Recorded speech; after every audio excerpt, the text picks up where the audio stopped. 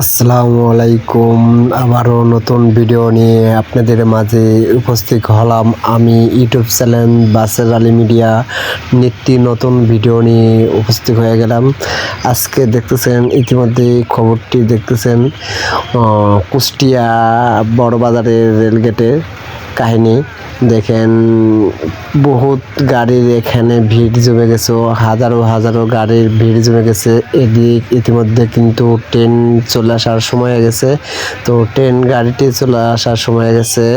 তো traffic police খুব ব্যস্ত, মানুষের গাড়িগুলো মানে ভিড় সংখ্যাগুলো কমানোর অনেক চেষ্টা করতেছে, কিন্তু হাজারো হাজারো গাড়ির সংখ্যা এখানে ভিড় জমে গেছে। কোন দিকের গাড়ি কোন দিকে দিবে ট্রাফিক পুলিশ ভেবেই মানে দিশাহারা হয়ে গেছে।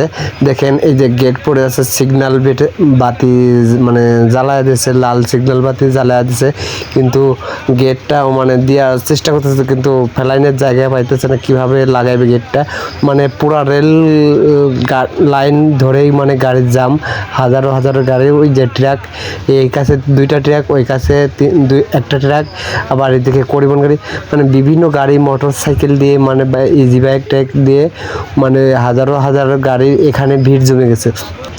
ট্রাফিক পুলিশের টেনশনে হতাশ হয়ে গেছে। তো কি করবে সে ভেবে কোনো কোল পাচ্ছে না। তো হাজারো হাজারো গাড়ির সংখ্যা, এদিকে ট্রেন গাড়ি চলে আসার সময় হয়ে গেছে, ট্রেনের ঘন্টা পড়ে গেছে, 2-1 মিনিটের ভিতরে ট্রেন চলে আসতেছে। তো এইদিকে হচ্ছে হাজারো গাড়ির সংখ্যা রয়ে গেছে রেল লাইনে।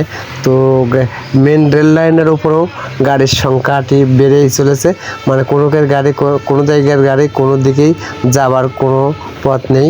আসলে কি এই যে ইতিমধ্যে ট্রেন চলে এসেছে, কিন্তু তো অনেক চেষ্টা করার পর সফলতা হয়েছে ট্রাফিক পুলিশ।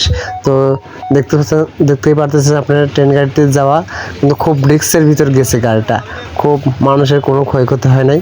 আশা করে সবাই সুস্থ সহি সালামতে সুন্দরভাবে ট্রাফিক পুলিশ তার দায়িত্ব সুন্দরভাবে পালন করেছে।